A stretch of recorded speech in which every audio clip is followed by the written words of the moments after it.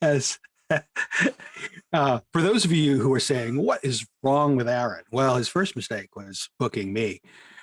His second mistake was not drinking enough oolong souchong tea before starting. And his third mistake was sending me both the YouTube link and the Zoom link, because I use any links that are given to me. And so we were hearing the same show that you were hearing as we were doing the show 10 seconds. Okay, so we've now lost our entire viewership, so the pressure's off. Yeah, that's right. We have one concurrent viewer now. Well, good, because we had 4 concurrent viewers. That was really worrying me. Right. I want to know the name of the person. Our work in progress. Our viewers in progress has got. I want to know the person who stuck with us, because I want to send them a little something in the mail. A little thanks. Oh gosh. All right. Well, they'll catch it in reruns when it hits Netflix. So. Yeah, and I'm gonna go. Let's see. Well, tell me about your headband. Oh, my headband! Yeah, it's almost like I was talking about that 10 minutes ago. LinkedIn. Right? So I am, for a living, something that begins with C, and I also am something that begins with S, sweaty, especially when I'm moving around at speeds greater than a half mile an hour, and so I sweat. And with my fabulous hair, which is even more fabulous thanks to COVID, it kind of drips Giuliani-like down my face. So you just I started wearing a headband because no one trusts a sweaty consultant. Right. What that I found should be a saying. What is a saying? As anyone who knows me will tell you, I say it at every opportunity. But the problem is, when people see you doing something that's a little out of the ordinary, they think, oh, it's his trademark. And so when I wasn't sweaty, I didn't wear the headband, people got upset, including a guy at a big Boston financial institution who always wore a 3-piece suit, just like everyone in tech. 3-piece suits are very common. And when I didn't wear it one day, he came in, stopped, and said, Michael, where's the headband? So I had to put it on just to match his 3-piece suit. And today, because I knew that I was going to screw up your technology, I was starting to sweat and get nervous. So I decided to put on the green. And then I noticed, oh, it's green and it's St. Patrick's Day. For once in my life, I won't be wearing orange on St. Patrick's Day. So except for the little rocky start, it's brought us good luck. Yeah, absolutely. Or as we say, join. I gave her the link back. Yes, sir. My family is Polish, so it's the luck of the Polish, not the luck of the Irish. You get that? Yeah, I do. All of you tuned in to hear about Agile. I don't know if we're going to be able to get to that. There's too much else. Do you have a good Polish saying? When you're toasting someone or it's their birthday, you say, "May you live 100 years." And people who speak Polish could say that in Polish. I can't remember how to say it in Polish, but I can tell you to shut up and go to your room in Polish, because I got told that as a child. Oh, she says it's in Polish. In Polish. That's great. Yeah, and that's phonetic, because I never actually learned to speak Polish. Aaron, let's just give the people what they're asking for. Let's talk about whatever the title of this as they show. Well, everybody says, how do you do that in an agile fashion? And so that's why it's working in an agile fashion. I'm also Andrea is desperately trying to join, so I'm desperately also trying to get her the right link. Excellent. Well, you go be co-host and producer and gopher and all those things. One-man band. I'm doing all the things. I'll just carry the show by myself. Please do. So we're going to change Aaron's name that he's been using for all these. Instead of working in an agile fashion, we're going to call it living in an agile fashion, with that little pause in there. Living in an agile fashion. That's right. Because as we were talking about,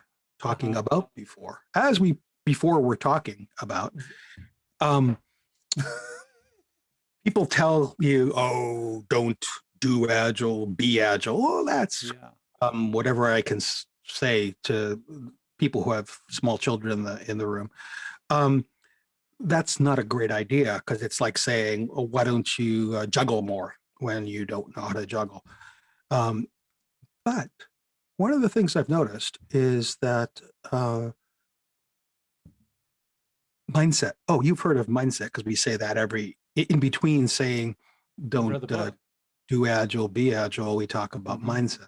Well, mindset is how your mind is set. And being old, my mind is pretty set. But a number of years ago, it kind of, someone threw that trolley switch so I could go hit the one person instead of the five people. And I started it literally approaching how I perceive things differently. To me, that's what it really means to think, not to think, to feel, to exist, to interpret reality through that filter of, oh, we were supposed to start at 5 p.m. Seattle time. And oh, somehow some dork is listening to the show while he's always on the show. You should have said, can you turn on your radio? Which is what talk radio always tells people. Listen on the phone. Don't listen to your radio. But Oh, right. instead, what you just did what a normal person would do. Try to fix it 3 times, fail miserably, cut everyone off. And That's meanwhile, right. I just Reboot. continued doing what I was going to do anyway, without any regard to whether people were listening or not, which is another habit I have. Well, you Let's make get a to the good guest then. let's get to the point. Let's get to the Okay. point. What's the point? So here's the point. Okay. In the show notes that Aaron will post once he time codes and does everything Yeah. to do, I'm going to put a short URL in because I've read this article by a guy, and I probably should memorize the guy's name. I do memorize it, but I forget it as frequently as I do, which is why I have a short URL that points to. He wrote this very, very, very short article. It might have been 3 paragraphs long. Mhm. Stumbled on it. And this article said, well, we talk a lot about this agile approach to doing things, but we don't really do it. And so he had a suggestion. Suggestions always help. I remember somebody in our business who published a very short blog called "Tiny Technique for Unblocking Blocked Problems," something like that. You could search for that too. Okay. Anyway, this guy said, "Look, you don't need to spend all the time you need to spend on things because what you're doing is thinking about all the things you hope to do, and they won't all fit. That's why everything's late. That's why everything is overwhelmed." So if you go all the way back to the ancient days, the founders of our Agile nation, Kent Beck, those XP folks, and that's where I learned all this stuff, they said, do as little as possible. Now, they didn't use that because that's not very quotable. No, people They are said, not going to like that phrase. what's the simplest thing that could possibly work? Yeah. Right? And you ain't going to need it. And so this YAGNI. guy, Oh gosh, I haven't thought about that for a while. right. Thank you. So this brilliant guy who wrote this very short article said, look, make a list. Now, perhaps you've heard of that. That's what everyone says. We call it a backlog to make it sound more attractive. But make a list of the stuff that you need to do. And this could be, hey, it's Wednesday and you're supposed to finish the rewiring of the house that you started 7 months ago and your spouse is about to leave you. So make a list of the things that are going to save your marriage today that have to do with electrical house wiring. Now, look at all those things in the list. Okay, so far we're on a track that everyone recognizes. Yep. Now, you could order them according to some 17-point evaluation of their various things. Or you could set out. What are the 17? No, I'm kidding. Or you could just pick something. Yeah. And say, okay, this one, which is what most of us do anyway. We call it logic or whatever. We pick the thing we want to do first. Pick that thing. Clever. Now, how long is that thing going to take you? And you'll come up with some kind of measurement of time, 3 eons, 14 nanoseconds, whatever it's going to be. Look at that. Okay, that's your guess on how long it's going to take you to do that thing. Now, when's the last time something that you did took the amount of time you guessed it would take? Do you remember? Aaron is your name. Wondering, Yeah, Aaron. I'm thinking. I thought, Because there probably was a time. yeah, I'm thinking so much about the live stream. I had this thought we were going to start at the beginning of the hour. Nope. No. Okay, so Aaron can't think. Well, he thought this live stream was going to be No. 60 minutes, and it's not going to It's be not. because we include all the crap in the beginning. So most of the time, our guesses are just that, guesses, and guesses are wrong. That's why we call them guesses. Otherwise, we call them reality, and we'd be very rich because 10 minutes before reality, we would predict it, and someone would make money in the stock market and give us nothing. So this guy, remember the guy? This guy says, okay, you've taken your list, you've picked the thing you want to do, you've guessed how long it's going to take. Now, we all know that the amount of time that you've picked is wrong. So divide that time by 10. Okay. What's that time? Okay. Set a tomato, set a timer, set your watch. Hey, Siri, timer for 10 minutes, whatever you want to do. Oh, yeah, I should be careful. They'll probably actually do that. 10 minutes. Oh, great. We'll turn that off in 10 minutes. So 10 minutes, that's 1/10 of how long you thought it was going to be. Now start doing the thing. Now, at some point, the Siri will say, oh, by the way, 10 minutes is up. Okay, this is your chance. Look at what you've done and say, is that good enough? Because you're probably bored of what you're doing now anyway, because even though that was the thing you wanted to start on, it probably wasn't the most important thing. And it's probably more complicated than you thought. And when you do this, it involves this. This is how I got into this mess that I'm in with my house. And so at your 1/10 into it, say, am I done-ish enough for now? For now is viable. Yeah. If not, take another 10th. Go. And repeat. All right. Okay. So you're at 2/10 of the time now, 20 minutes. Are you done enough yet for now? If you are, stop and pick another thing on the list. Now, if you keep on doing that, some things you may go through all your 10/10 of the time, and add 11/10 and 12/10. But most of the time, you'll get to a point where you'll say, that's enough for now. And as a result, you'll save time. And isn't that what we always sell this agile thinking as doing? So what this ties is mindset and agile thought into agile being, doing, or living. Okay. The great thing about this technique is that it really works if you try it. I have to try it. And what most people don't is, they say, oh, well, he's crazy and he wears headbands. But the people who do try it, we get letters. They write back, and they say, I thought you meant after our name. I get you. You get thank you letters. People drive to my house. They send me things in the mail. They say it's kind of weird, but it actually works. And I'm trying now to figure out why it works. And they almost always say, oh, it's because my guesses are wrong. Well, we've all been down that road for the last 20 years. Of course, your guesses are wrong. That's how we started this. Because your guesses are wrong, keep on checking to see if you're done yet. Now, I don't know what your parents were like or are like. I'm sure they're still with us, Aaron. But did your parents, when you were a child, say, Aaron, whenever you encounter a task, do as little as humanly possible and then go on to the next thing? Is that what they said? Not at all. Right, because the secret of life is doing the best all the time. Yeah. The trouble is most of the time we can't afford, don't have the time, or don't want the best. We just think that's the right way to do things. And the great thing about this this tiny technique for doing things in 1/10 the time is if you are devoted to doing this, you can get away with amazing things. So I've just talked for 3 hours? No, about 6, 7, 8, 9 minutes. Normally what I do is if I'm at a conference or a party, I'm great at parties. And if the normal time slots are, pick a time slot, Aaron. 45 minutes. I divide that by 10. And I get 4.5. Okay. So I do my talk in 4.5 minutes. Wow. Now, here's the trick, and it really is a trick. Yeah. When you get to 4.5 minutes, you know what you do? Figure out if you're done or not? No, you just stop. No. Because Oh. every talk goes on too long. Yeah. And sure. what happens when you just stop after 4.5 minutes is 3 interesting things. People say, is that all? And I say, Mhm. yeah.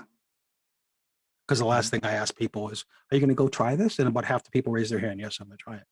Mhm. Now, I discovered that when something actually turns out to be as long as people hear it's going to be, because I always say it's going to be a 4.5 minute talk, Yeah. people don't believe me. Do you get invited to keynote? And so, well, this is probably why I don't get invited to keynote more. So when I get to 4.5 minutes and I stop, people say, I have a question, Michael. And I say, well, yeah, I'm done. What I've had to do is actually leave where I'm talking and walk to the back of the room. Okay. And I say, by the way, I haven't died, so we can talk about this for the rest of our natural lives if you want, but my talk is done. Wow. Because what that's doing is taking this technique and saying, oh, I think that could be made smaller. Mhm. And then trying to see what the smallest amount of value you can give people is, because it focuses your mind. Now, this I get talk with that. you is an example of how I'm completely unfocused and I've gone Just on for 10 laser minutes. focused. So after every talk I do, I always ask people to make suggestions for the next one. And I have, no kidding, I have 2 hours worth of talk prepared on how to do things in 1/10 of the time, but that would defeat the entire purpose of the talk. And so I constantly keep on looking at the material I've gathered and keeping only the stuff that will fit the 1/10 of the time, which is like, reducing a nice sauce. It gets stronger and better Ooh. every time you do it. Yes. Now, if I could only do this in my real life, I would be rich and famous instead of, unemployed and talking to you with a headband on. You could take the headband off, I guess, if that I'm not, helps.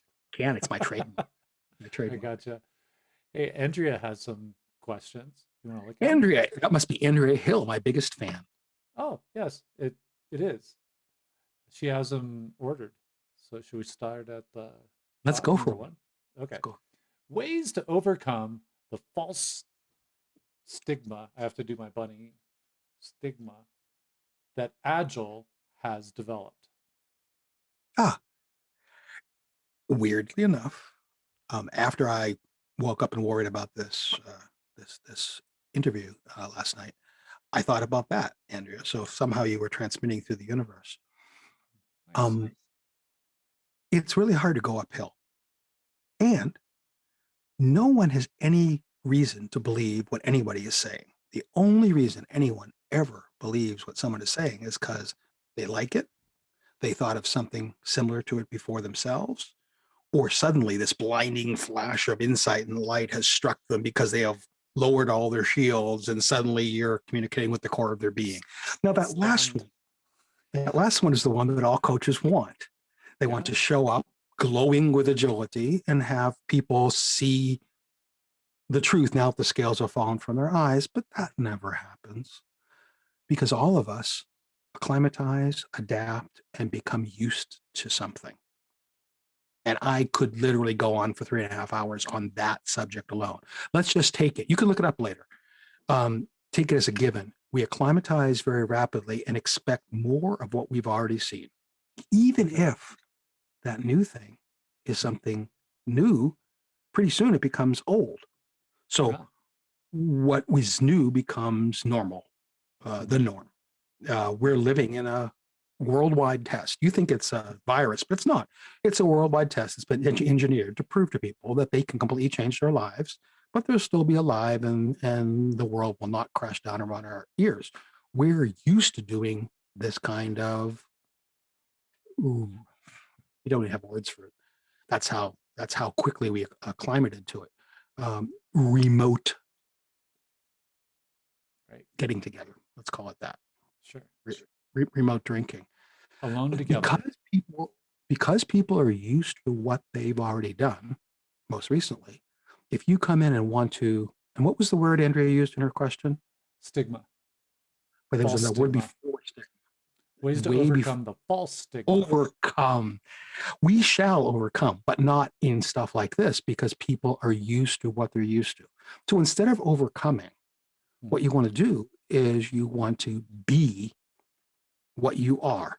And then if it seems like it's useful, people will say, I got to try me some of that. And once they choose to try them some of that, now they're traveling on the same direction you are. And all you have to do is have your paths converge or walk on parallel lines with each other. We always try to convince people. I've spent my whole life trying to convince people. And now I don't anymore. I just mouth off and say what I've discovered, learned, what I've overcome myself, the scales that have fallen from my eyes. And some people say, oh, that's good. And I say, oh, really? How's that going to work for you? And then I watch what they do. And sometimes that causes me to have insights and do that. So instead of trying to overcome, because remember, how do you know you're going to be stronger than the person you're trying to overcome, or that your mind is sharper, or your ideas are better? I mean, they're not dumb, and they work for. See, hey Siri, stop. That's hilarious. This is going to be the technology overload show. Once they see in ways they haven't seen before, now you're fellow travelers, and all learning is a journey, and you can walk with people. So my advice to people who ask questions like the one Andrea did is, don't overcome, just be and see what people do in reaction to that. If everyone ignores you forever, well, then stop being and go be somewhere else. But my experience is that never happens. People always wonder why I'm still around and still stay in the same thing. And it's because I'm just waiting out people's latency period before they say, well, there must be something to it. He still keeps on doing it. What I also think I'm hearing is something around authenticity, that you are who you are. You tell stories about who you are, see if that's relatable. And sometimes the stories back, you're like, I can relate to that too. So there's this back and forth happening. The third thing I thought of last night when I awoke worrying about the show was I was going to, tease the show like I did in LinkedIn and on Twitter. I was going to say, if you want to bring a beverage, bring Oolong Souchong tea, because just like it, I'm an acquired taste that's really worth it once you get used to me. Yeah. A good friend of mine once said, well, you're a pain in the ass, but worth it. So she had gone through the learning process.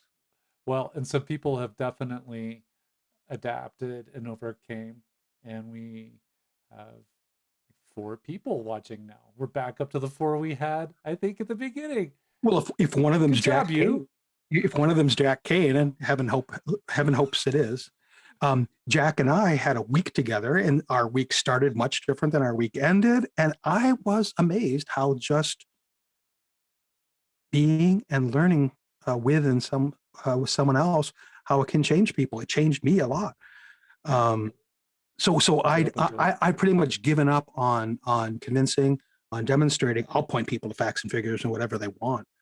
But just to tell one more story, I once told a senior director I was working with, look, I know you're really worried about velocity and numbers of stories per unit time and stuff like that, and what the size of the estimates are and story points and all that crap.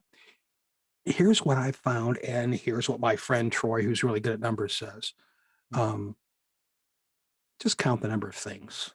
Yes. Because the law of large numbers says things will tend toward a norm, and that norm will be smaller rather than bigger, because we always do smaller before we do bigger.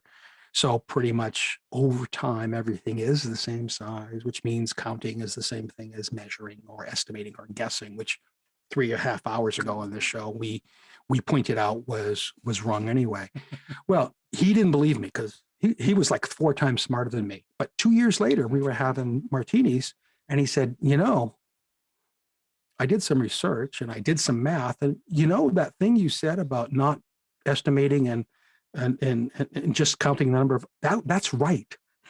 And I said, wow. And we ordered another martini and everything was Excellent. great. So, Love hearing that. so yeah, I think a lot of people should just stop trying so hard and go with the flow. I forgot to wear my go with the flow shirt. I'll wear that next time if you ever have me on again. Oh, absolutely. This is I so pray it- entertaining. I hope you're liking this too out there, YouTube. I hope This they are. is excellent for Hope me. no one holds this against Aaron. It's not his fault. It's all my fault. But we could Is share this. Any more questions? I hope and pray. Yeah, we do. So, second question. Yeah, I mean, I did pull the plug. I freaked out, pulled the plug, and we had to restart. So, second question: how to apply agility in regulatory engineering heavy industries? So, have you ever read the label on cortisone cream? It says apply sparingly. Okay. Because I don't know if you've ever used a lot of cortisone cream, but it has the power to destroy as well as to heal. Yes. And when you're talking about regulatory environments, which I've worked in a good number of, finance, medicine, stuff like that, we have this tendency to say, forget everything that you do and do it this way. And someone who's working in that environment knows that that's not going to work. Because when's the last time? Speaking of the instructions on the side of the hydrocortisone cream, there's lots of regulations, instructions, and safety involved. Yeah. So again, instead of overcoming, one of the things that I learned from people who worked in compliance, my favorite word, in compliance for a medical company, he was in our, hey, what do we have here to discover to alter what we do to get better results? Yeah. And the compliance guy was the first one to say, when people were saying, oh, compliance, the compliance guy said, hey, look, my whole job is to help us get things to customers. I know you think my job is to help us not get things to customers, but really, I want us to be able to ship. And to be able to ship, the government can't stop us because then we can't ship. So we want the government to be happy so we can ship, or the hospital to be happy so we can ship, or whoever the regulator is, or the SEC to be happy so we can ship. So if you have a compliance issue, talk to me, because my whole job is figuring out how we coexist with that compliance. So if you're talking about agility and you want to do it the way this book said how to do it, well, that book may have not been written at a place where they had those compliance issues.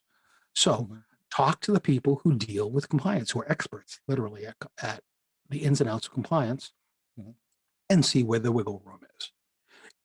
If you're like me, a not very compliant person, you tend to characterize it as there being no wiggle room. And matter of fact, the concept of wiggle room goes against compliance, right? But there's always ways. There's always ways to do things. Because remember, your company's already in business and already shipping product, and it's not like it's done it horribly. Because otherwise, why would they have hired you to help them be better? They're good enough to be in business. They're just looking. They're just looking for an increment. So again, it's go with their flow instead of saying, here's a pattern I learned, do this pattern and you'll succeed. Apply liberally. Well, apply sparingly until you understand what the right amount is and what's going to happen. I think it's time to stop talking about hydrocortisone cream. Maybe. Do you want to talk about how do coaches keep their sanity when working with teams that are extremely resistant to making change? Follow up. Only doing it because executives said to, but leadership isn't changing, etc. Leadership is on which side of the coin? Are they on the anti or the pro side? Sounds like anti. So there's what I take out of this is like a command and control to self-organize. And how do you stay sane? Teams are extremely resistant to making change and are only doing it because executives said to, but they're not changing. Sure. My friend Chris Sterling taught me a long time ago He's like 19 times smarter than your average person. And so since I was moderately smart when I met him, he was like 19 times smarter than me. And now, since he's 20 years older, he's probably like beyond Stephen Hawking. But what he said is, to affect any kind of change, the first step is go first. So if someone else isn't going first, well, you go first. Right? And right. Which team in the world wants to take a risk that probably won't be rewarded and will probably be punished later with a lot of pain along the way? Well, nobody's saying that I know. And most of the people who work in our business work in it because they kind of like logic and predictability. Computers are, despite our beliefs otherwise, that way. I still want the "you know what I mean" key. Slap that. Right. Well, Aaron, that is the key. If we truly, like a computer, were unambiguous, you give an instruction to a CPU, it executes that instruction because it doesn't care. No, it's just going to do whatever you tell it to. Just like Tommy Lee Jones in The Fugitive. I think that's the most agile movie I've ever seen. Tommy Lee Jones in The Fugitive. Okay. Our hero, who did not kill his wife, it was the one-legged man. He tells Tommy Lee Jones, who's about to capture him. He tells him, watch it. Okay, so well, this is not the climax of the movie, but what Tommy Lee Jones says when the fugitive protests his innocence, Tommy Lee Jones says, "I don't care," because for him, his instruction is clear: apprehend the fugitive. Period. Now the movie ends differently, so that's the surprise that you'll have. Thank you. But we tend to think that everyone is like those computers, that when you load a particular instruction into their CPU, they do a very predictable thing. But we're not. And the answer is what you just said, Aaron. Your perception of things is not my perception of things, no matter how similar our haircuts or good looks are. We perceive differently because our worlds were created differently. And if you want, boy, these show notes are going to be like 19 pages long. I can recommend some reading on the last 20 to 30 years worth of studying perception. Everything you know, only you know, because it's made up by you. Right. And that's because so hard to wrap my mind around. Right. It's all in my head. This is all in my head. What? I start talking to my beloved spouse, who's the world's most patient person because she lives with me, doesn't kill me in my sleep. I start talking with her about something in my head as if she's been in my head and knows what I'm talking about. Of course, she hasn't been along for the ride, but I'm just dealing her in the middle of the game. She doesn't even know what game's being played. And so she says, Michael, maybe a little bit of context.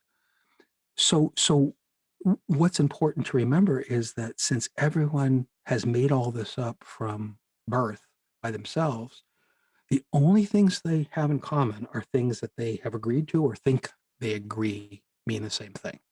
You and I are speaking a language, and you seem to be nodding when I'm saying certain words. Yes. That suggests to me that your interpretations of the words that I'm giving you is perhaps close to what I intend you to take away. But we know that it's not. We know that it's not. Aaron's probably thinking, who am I going to book next time instead of Michael? And there's that storyline, right? In your head all the time too. Storyline in your head. And that storyline has more of an effect on ourselves than we think. So if you assume that everyone does not know or think or believe what you do, now you have to, and this is, it's the miracle of Helen Keller. How could Helen Keller, without the tools that we have to apprehend and learn, how could she become a pretty smart person despite that way of learning? Well, in a way, it's an endorsement of the fact that you can come together with other people as long as there's some kind of input stream that can then be made sense of when there's enough of it by a human brain. I don't know what this is like if we're talking to dogs. I would love to talk to dogs because dogs seem a lot happier than us. But because we don't know what someone else means and they don't know what we mean, we just have to operate as if that's a given. Okay. And instead of becoming frustrated or angry or burnt out, we have to do what a dog does. Dog's sitting there saying, "Give me a treat, give me a treat, give me a treat, That's give me a right. treat, give me a treat, give me a treat." 3 Thanks minutes for the later, you treat. haven't give him a treat. The dog goes away, comes back 5 minutes later and says, "Give me a treat." Because the For dog the says, treat. maybe this time it'll work. Because the dog doesn't know to be discouraged, right? Sure. So if you're a coach, if you're a consultant, if you're a person who blabs for money, which is what those jobs are, well, I'm sorry, coach listens for money, consultant blabs for money. If you're one of those people, if you're getting frustrated, who are you mad at? Yourself for not explaining it well, or the people for not understanding what's inside your head? It all boils down to you anyway. I haven't offered things to people in a way that they're able to take it up yet. Right. And so by watching and listening, visiting the Gemba, being in their world, feeling their pain, we said this all through history. Maybe now you can get an approximation of what their challenges are, and you can understand why they all don't want to change. Because they know that 2 years ago, someone who looks just like you without the headband came in and sold them on this bill of goods that seemed good at the time. But then when they did it, they got swatted down, or they were late for something and missed their bonuses. And the people you and I work with, Aaron, are smart enough that they remember what happened last time and they think, I'm not going to get fooled again. Not again. Sure. Right. Not again. And so that's the headband, right? But I'm different. Aaron, see, now you just gave me perfect proof that communication is possible, because you kind of grokked the story of my headband. Cool. I don't think it's necessary, but other people do. So fine. Here's that. All right. Wear the headband. Are you happy now? Yeah. And because if they want the headband because it means something to them, I've found a point of commonality. I can tell them they're misunderstanding it. It doesn't make any difference. Why throw away a great opportunity to bond, to create some connection? Sure. That's really interesting to me. My wife talks about friend makers. So it sounds like you have this artifact, this totem of a friend maker. So when he says, "Hey, what's that? Tell me about that." Which is how we started. I love that concept. The friend maker? Friend maker. You just carry one around with you all the time. You do. You're good. No, I've never met your wife, but now I want to. That's brilliant. Yeah. She's fun at parties too. We'll make it happen. Okay. So she and I have to go to a party. We'll let you know how it is. Okay. All right, we're both going to make lots of friends. We'll live stream about that later. With our friend makers. Wow. Oh God, that's great. So I have 17 choosing not to be sane. What's that? So how do you keep your sanity? It's a choice. I'll just choose not to. But you're saying it's in the head, right? So how do you stay sane when working with these people that aren't stop caring? Okay. So I'm dead serious. One of the reasons I decided to become a consultant was so I could work in lots of different environments that I didn't know, own, and control, or thought I controlled. Because when you're with a client, it's their environment, not yours. And they're trying to get something out of you. If they thought it would work, they would get a bandsaw, slice you down the middle, pull out whatever they're trying to get, and be done with it. Extract it. Discard. Right. Exactly. They want to squeeze the consultant and get the good idea juice out. It unfortunately doesn't work that way, at least not yet. And so one of the things I learned about consulting was when I worked for a company, my problems, they were ours, they were mine. And I think I became so familiar with them that I almost couldn't let go of them. And so probably unconsciously preserved the problems because I was so involved with them. Yeah. But when I'm a consultant, I see other people having problems, but they're their problems. They're not my problems. So I can look at them as as a situation. Mhm. Oh, really? Whenever you light matches while you're smelling gas, we burst into flame. Let's look at the possibilities here. Oh, fascinating. But see, what I have to do is I can't make fun of the fact that they're complaining they burst into flames when I light the match. Because Fair if enough. they are the way I did, they would have already stopped doing it. And it's not my job to make them as smart as I am. It's my job to live in their environment and see why they may still be lighting these matches when there's lots of fumes. Because if you've ever made a systems diagram of any situation, very few of them fit in 3x5 cards. Mhm. They're really big. There's lots of consequential actions. There's lots of reverse relationships, and our brains aren't made to think of all those things at once. And so our job is to help untangle the knot. If you've ever untangled a bunch of cords in a box, you know that it can be done. Or Christmas lights, if you celebrate Christmas, or any kind of stringy thing that's been bunched up. It didn't tie itself up, but nevertheless, here it is tied up. And so your job is to discover the secret to unraveling it. I find that fascinating because people are generally relieved and happy when they finally unraveled something that they thought was impossible or hard to unravel. They generally don't credit me with unraveling it. They they're pleased that they have unraveled their problem. And Sure. so I get high off of them being happy that they've unraveled their problem. Mhm. I don't get mad at them for not having unraveled their problem yet. And if you're cynical, you could say, well, that means you can still stick around and get paid, Michael, as a consultant, right?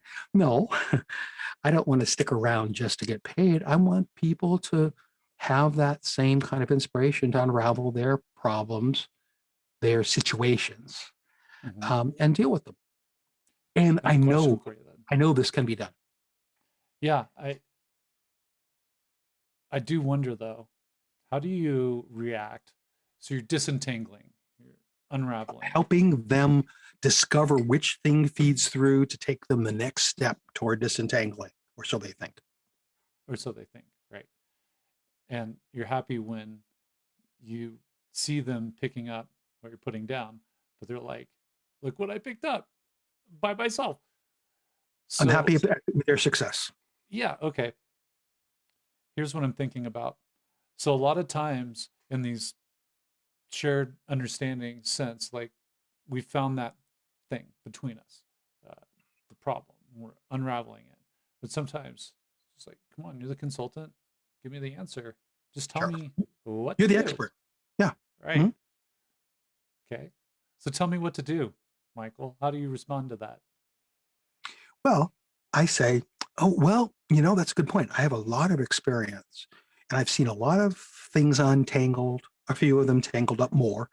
Mhm. I've also, when I've been trying to solve my problems, sometimes I pull things harder and that tightens things instead of loosens them. Okay. Other people say, no, no, no, not that one, Michael. And so I tend to listen to them and say, what do you see that I don't? And I explain that my job is to provide a less informed point of view on their situation because they are the experts on themselves, their relationships, their system, and their situation. So my job is to be the dumb guy who sees what they can't see because they're an expert. Now, not everyone's going to read beginner's mind and understand it from that point of view, but that's the concept we're going about. Mhm. I, for example, am literally the world's worst coder. I write code that even makes me throw up. And so you don't want me coding with you. But weirdly enough, I can look at other people's code and I can find bugs. And I'm Okay. thinking, how do I do that? I don't know what I'm doing. Mhm. But it's because I'm looking at the problem from a distance Mhm. and I can see things that other people aren't looking at.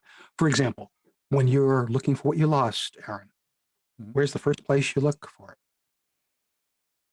The last place I thought it was. Right. And if it was there, why would you be looking for something that's lost? So you do exactly the least valuable thing you could do Right. because you know that you left it there. The weird part is that's not where you left It's it. not there. So if I'm helping you look for stuff, I look in your neighbor's house, Right.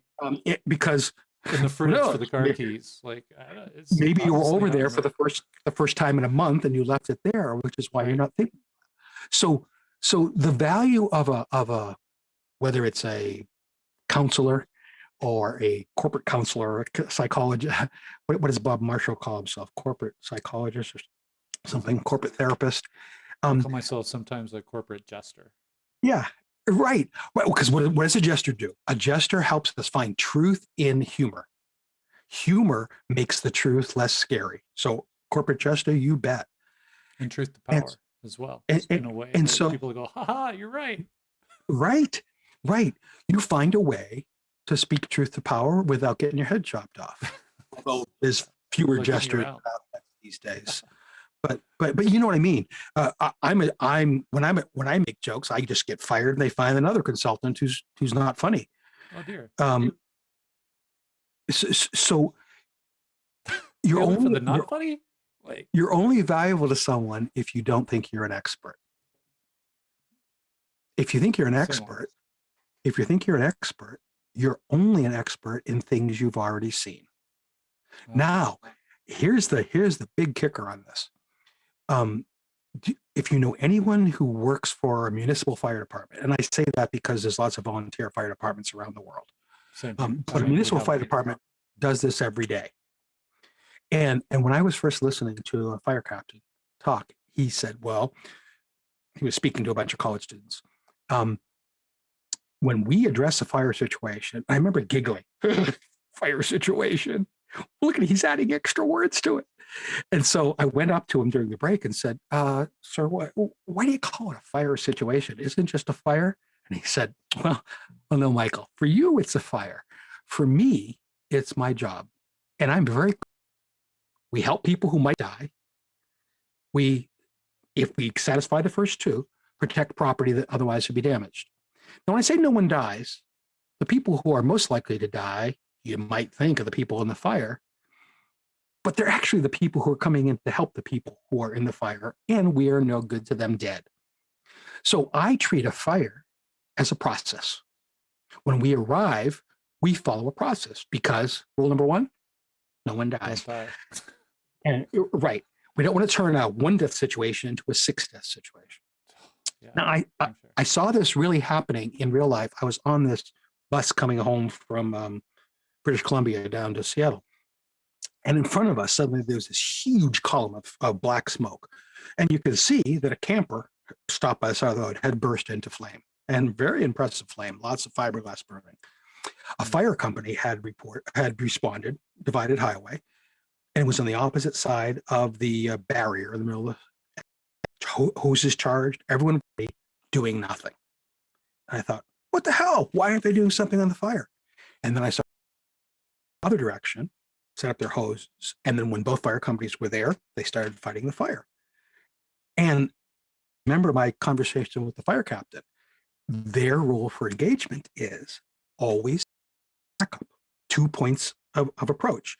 If the first fire company had jumped over the barrier, hauling their hoses over to put out the camper, they would have had no other option since their hoses are dragged across the street and stuff. By having another fire company, they had alternatives. And so they took a situation that you and I might panic in and turned it into the process of turning the cranks. Why? Mhm. So fire people wouldn't die. They knew that no one was in the camper. So it was rule number 3, preserve property where you can. And so they did. They were from exploding or doing whatever it was going to do. And they, hosed down the rubble. So one of the things we do is we take emergent situations, and instead of panicking, we say, oh, it's not that big a deal. Where it's life and death building with. To us, it's that tangle. Oh, try pulling this one and see if it works. Yeah. I see. Someday, by the way, I'm going to give a short answer like that guy who breaks things into tenths and only does the first tenth. The 4.5 minutes. Today doesn't seem to be that day. Not that day. Well, I tell you what, it's like a 2-minute warning here. So final 2 minutes. Yours. So give me a 10-second question and I'll stretch it to 2 minutes. Okay. Um, boy, that's a tough one. You're looking for a gig? What are you looking for? Heavens. Well, I'm looking for someone who sounds like the guy you've just been listening to. Um, I'm, who wants someone like me, who's not going to come in and say, here's a prescription, here's a set of rules to follow, although I can do that in my sleep. I've taught 11 million classes. But who's going to listen and learn and help you own learning journey, whether you're one of those poor people stuck in the middle in first line management that is frustrated with the situation you're in, no matter how you're frustrated, or whether you're a leader who has this clear vision of what could happen and really sees how it can be done, but doesn't know how to put that into practice. Because for all my flaws and all my talking, I'm relatively good at listening. I approach clients, I shut up for 3 days and people think I'm ill, but I want people just to do this at me. Talk a lot about their problems, talk a lot about what bothers them, talk a lot about stuff like that. And then slowly I can start to feel like I belong where they are. And maybe I can be useful for a while until they, until I become part of the wallpaper that they say, oh yeah, get rid of him. They don't notice the headband anymore. They don't notice the headband anymore. Or even worse, they start wearing headbands because I wear them. They must be the key to agility. Well, where I told them I was going to leave before they threw me out because I could. When great, just needed not to have someone telling them. Yes, please. So we had a small company, relatively small. We've been working with teams, and then it kind of spread like fires do. Other teams said, "Oh, that's kind of working. Can we do that too?" And so we were doing that. Pretty soon, just about everybody in the company was doing this, so much so that they would get together and show the whole company what they had done in their last, proud of themselves. They're answering really difficult questions about the choices they made. And the CEO is about to have a question. And he leans forward and then he turns to me